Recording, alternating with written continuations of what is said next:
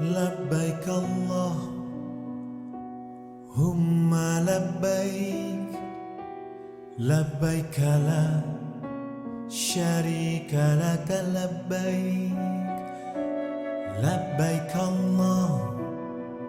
اللهم لبيك لبيك لا شريك لك لبيك ke Baitullah aku melangkah, ku penuhi panggilanmu. Ke Baitullah aku berserah, kan ku penuhi panggilanmu.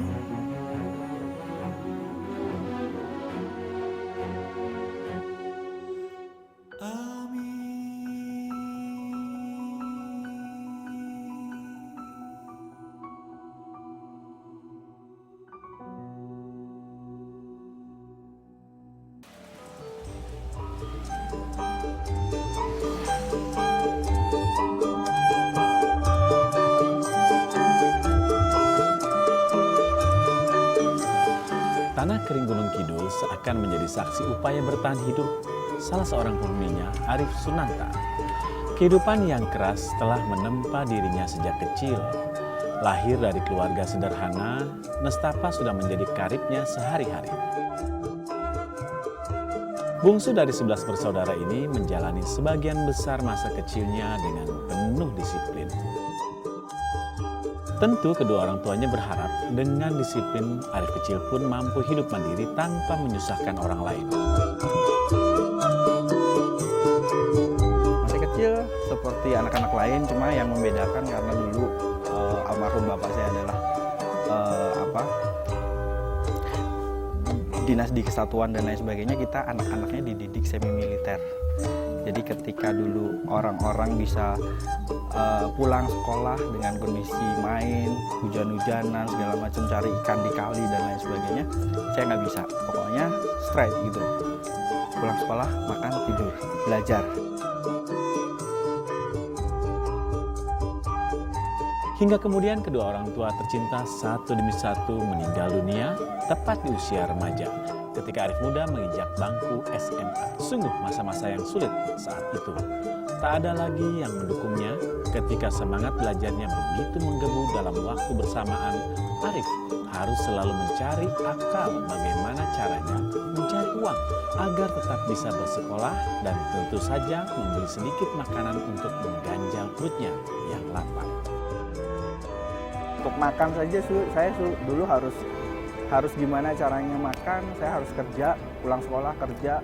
Ketika waktu itu saya ke sekolah STM, karena nggak ada biaya untuk pulang pergi transportasi, saya biasanya bantu teman-teman saya yang salin catatan di sekolah. Yuk saya salin gitu loh. Nanti bayar berapa PR segala macam, saya yang kerjain, mereka bayar ke saya. Itu untuk biaya makan saya, biaya hidup saya sehari-hari.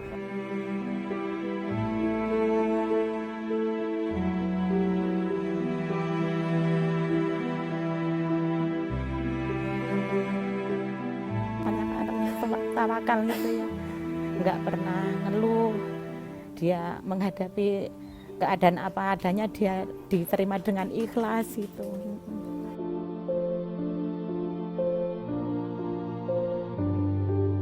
Namun tak selamanya Arif mampu memenuhi kebutuhannya. Tatkala dirinya tak punya uang sama sekali dan tak mampu membeli makanan sedikit pun, membaca surat Yasin dalam Al-Quran adalah obatnya. Ketika nggak punya uang, nggak punya bekal untuk besok, saya hanya mengandalkan surat Yasin. Saya baca surat Yasin karena saya percaya di situ bahwa surat Yasin yang tadinya baca orang akan menjadi kenyang, orang akan dilindungi segala macam. Saya bahkan sempat ngalami di mana saya nggak bisa makan, saya harus balsem perut saya gitu loh. Saya juga harus minum air hangat yang banyak. Itu salah satu solusi ketika saya benar-benar lapar dan saya nggak punya uang buat beli makan.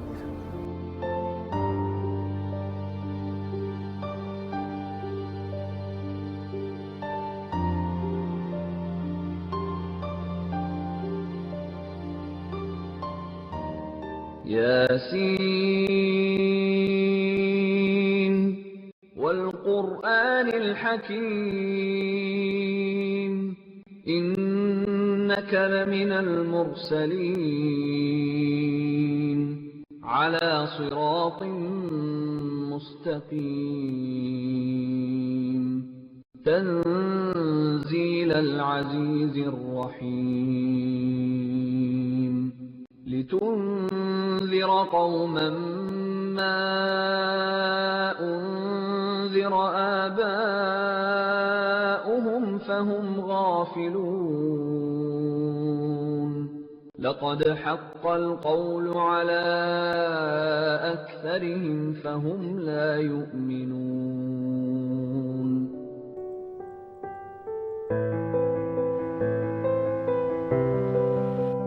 Kemiskinan seringkali menghadirkan ironi. Begitulah yang terjadi dengan Arif. Setiap kali dirinya mendengar berita duka cita di kampungnya, justru Arif malah menyambutnya dengan sukacita. Dan bahkan ketika pagi-pagi, biasanya kalau di kampung halaman setiap kali ada orang meninggal, paginya disiarin di masjid. Ketika ada pengumuman innalillahi wa inna ilaihi raji'un, saya bilang alhamdulillah, malam saya bisa tirakatan, saya bisa makan nemu nasi.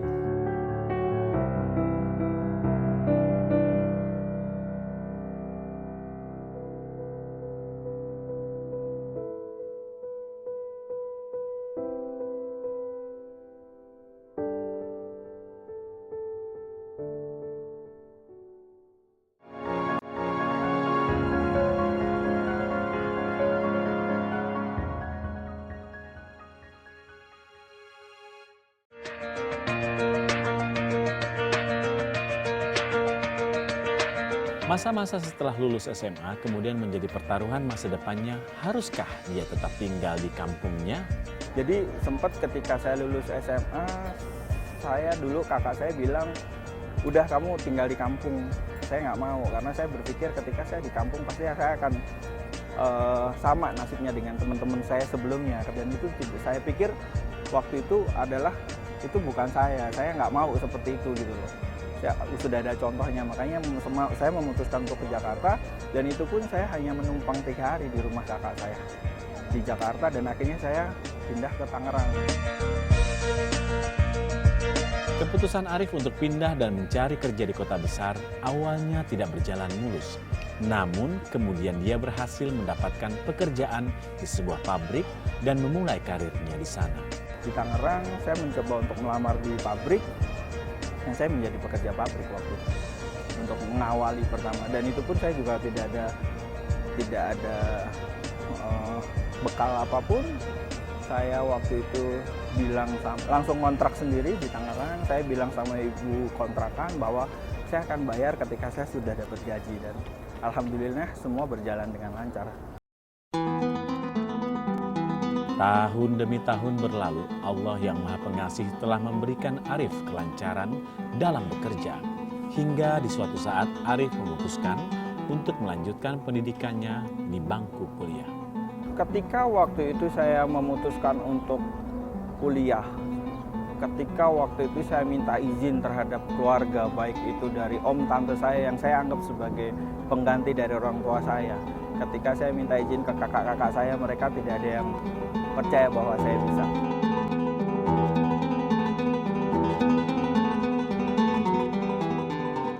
Ya, memang cukup menyedihkan ketika banyak orang tidak mempercayai kemampuannya untuk menjalani kuliah.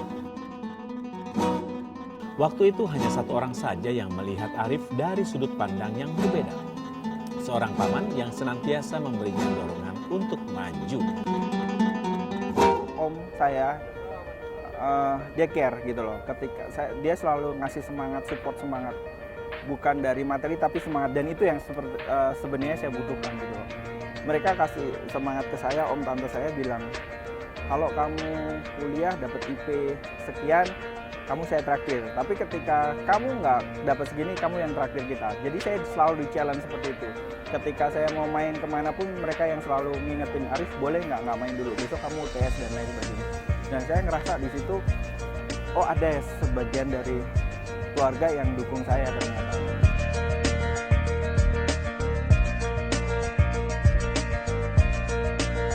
Usai menyelesaikan kuliah dan kembali fokus bekerja, Arif pun bernazar bahwa suatu saat nanti dia ingin mengajak pamannya beribadah umroh. Waktu itu sempat saya punya nazar gitu loh. Nazar suatu saat ketika saya sudah punya rezeki, pekerjaan juga sudah mulai enak, lancar, saya akan berangkatin umroh. Ketika itu saya sudah pindah ke pekerjaan yang baru dan alhamdulillah juga posisi semakin bagus, rezeki semakin lancar. Nazar itu kesampaian karena ketika itu ketemu Ruli habis pulang umroh.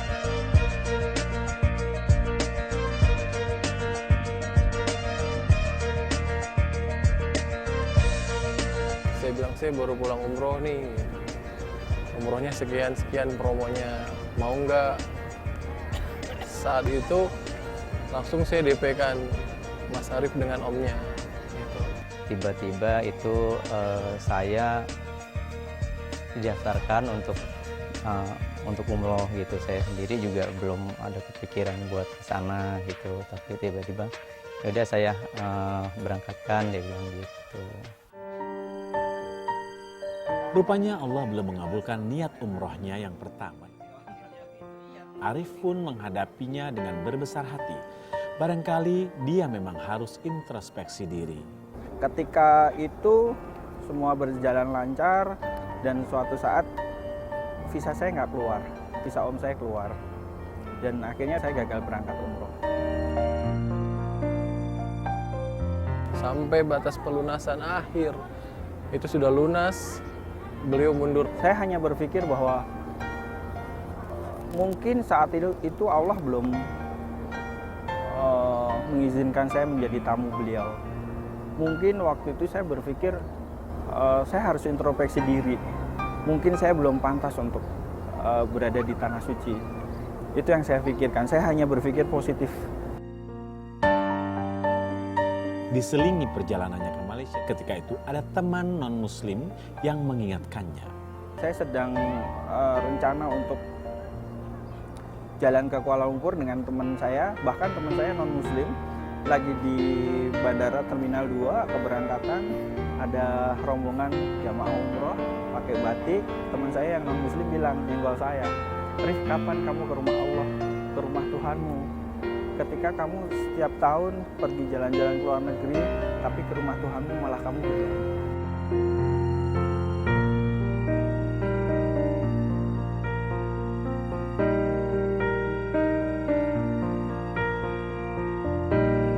Ya, Arif pun seperti diingatkan kembali dengan nazarnya untuk pergi ke tanah suci. Setelah saya ngobrol seperti itu, om saya yang satu telepon, "Rif, coba kamu tanya ke biro perjalanan tur Om Juli dulu, masih ada tempat kosong nggak? Yuk kita umroh." Kok ada connecting gitu loh antara teman saya nyenggol saya, om saya telepon saya. Dan ketika itu saya langsung telepon Ruli bilang udah full. Kamu doa saja, ketika kamu memang sudah waktunya Allah akan mempermudah. Saya pergi ke luar negeri, pulangnya 1 minggu kemudian Ruli telepon, pas ada cancelan 2 orang. Dan saat itu juga saya langsung daftar sama om saya. Kemudian sabar menanti sampai kemarin juga agak tertunda semua istiqomah. Nah, disitulah saya melihat kegigihan dan istiqomahnya Arif Sunanta untuk ikut umroh. Ke Baitullah aku melangkah, ku penuhi panggilanmu. Ke Baitullah aku berserah, ku penuhi panggilanmu.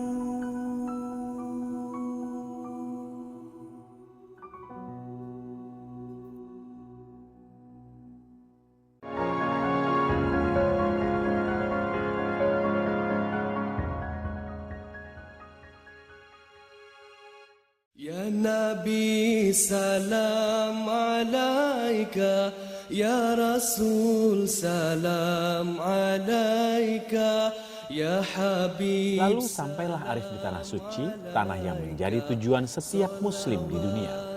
Perasaan yang muncul susah digambarkan Mas, karena saya seperti mimpi, ya nggak percaya bahwa Arif ada di sini gitu loh. Yang dulu hanya saya selalu dengar ketika saya ngaji waktu kecil, ada Gua Hiro, ada Ka'bah segala macam, hanya terlintas hanya di bayangan, dan saat itu saya bisa melihatnya gitu. Subhanallah, benar-benar ini kalau misalkan nggak kekuatan doa dan atas izin Allah, saya nggak bisa sampai sini. Sangat luar biasa. Campur aduk perasaannya, pengen nangis, bahagia, semuanya. Ini salah satu negara, salah satu kota yang saya datangi. Sebelum saya pulang, saya sudah pengen balik lagi di sini. لبيك اللهم لبيك لبيك لا شريك لك لبيك إن الحمد والنعمة لك والملك لا شريك لك لبيك. Di Mekah, Arif benar-benar memanfaatkan kehadirannya untuk beribadah, untuk umroh dan mengumrohkan dua orang yang sangat disayanginya. Saya tawaf memang saya niatkan untuk benar-benar fokus ke tawaf. Saya tidak untuk yang lain, maksudnya pegang Ka'bah ataupun sholat di Masjidil Ismail segala macam. Saya memang hari pertama, hari kedua, hari ketiga saya tidak fokuskan itu, karena saya pertama untuk umroh sendiri, hari kedua saya badalin umroh untuk almarhum ibu saya, hari ketiga badalin umroh untuk almarhum bapak saya. Memang ada sedikit rasa sesal andai kedua orang tuanya masih hidup dan berangkat bersamanya ke Baitullah. Kini tentunya hanya doa yang tulus, doa anak yang soleh yang bisa dia mohonkan untuk mereka. Bapak, Ibu, saat ini saya berada di depan Masjid Nabawi. Alangkah bahagianya ketika saya berada di sini, mungkin Bapak sama Ibu masih ada. Tapi saat ini Bapak sama Ibu, Allah lebih sayang.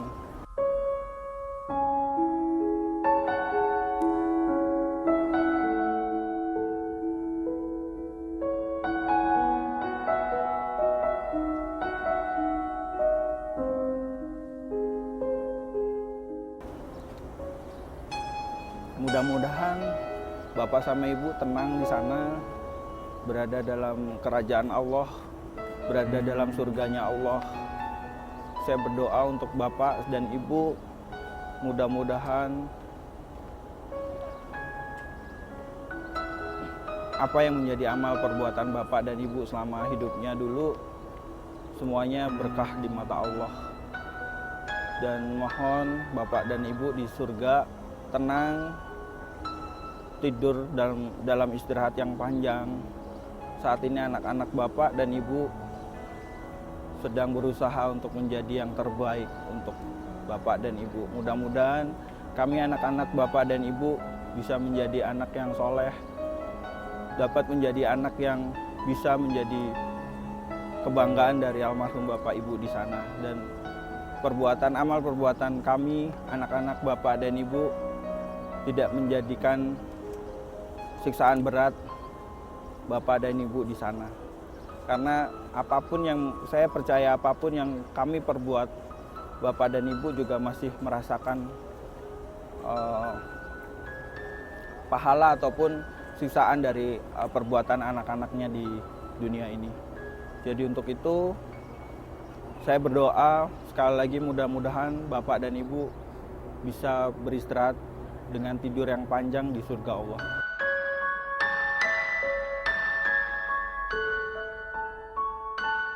وَقَضَى رَبُّكَ أَلَّا تَعْبُدُوا إِلَّا إِيَّاهُ وَبِالْوَالِدَيْنِ إِحْسَانًا إِمَّا يَبْلُغَنَّ عِندَكَ الْكِبَرَ أَحَدُهُمَا أَوْ كِلَاهُمَا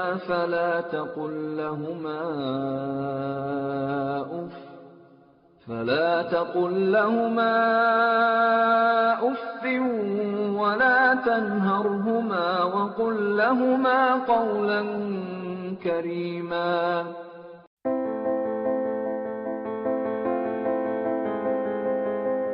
Saat ini Arif menjalani kesehariannya dengan bahagia.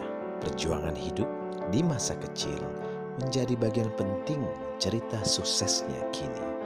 Doa dan harapan dari orang-orang terdekat mengalir untuknya. Harapan saya, doa saya mudah-mudahan dia selalu sehat, selalu yang terbaik, keluarga, selalu memperhatiin keluarga.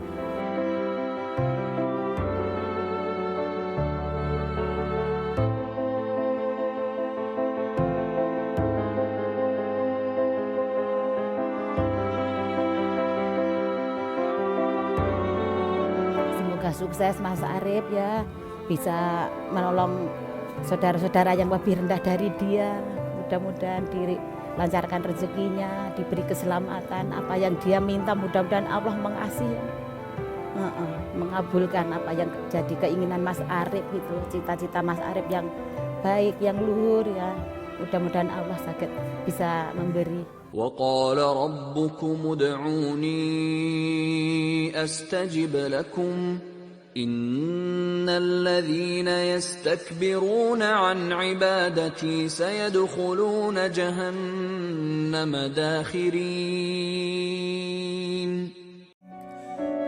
لبيك اللهم